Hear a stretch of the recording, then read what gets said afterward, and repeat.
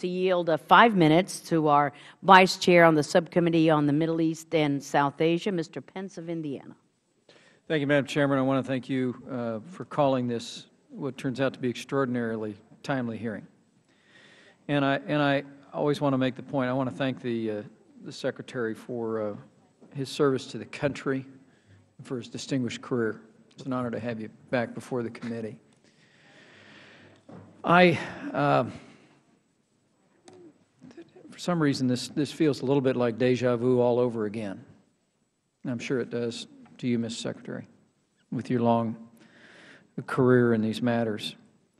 And frankly, with word of the potential imminent and historic change that could take place in Egypt before the turn of the clock today on that part of the world, this conversation is extremely important. I must say, as the ranking member knows, as we partnered together in the summer of 2009 to author a resolution that passed this chamber nearly unanimously and passed the Senate unanimously, my first inclination is to stand with the people, to stand with those who are clamoring for basic human rights, for freedoms, for more access to the democratic process. And I carry that bias into this conversation. I support those who continue to call for democratic reforms. I'm grateful for the State Department and for the administration broadly's expressions of support for an orderly transition and the recognition of universal human rights. Let me, though, by way of raising an issue to you, let me, though, express a word of caution. One of the first things that I learned as a member of this committee traveling into that part of the world was the enormous importance of Egypt to the history of the region, not just at this time, but obviously through the millennia. And that the developments in Egypt are of enormous consequence to U.S. strategic interest, and I would say most especially to the interest of what I like to refer to fondly as our most cherished ally, Israel.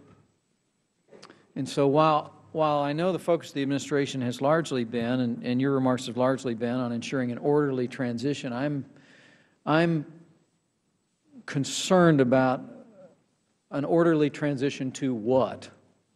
Or an orderly transition to who?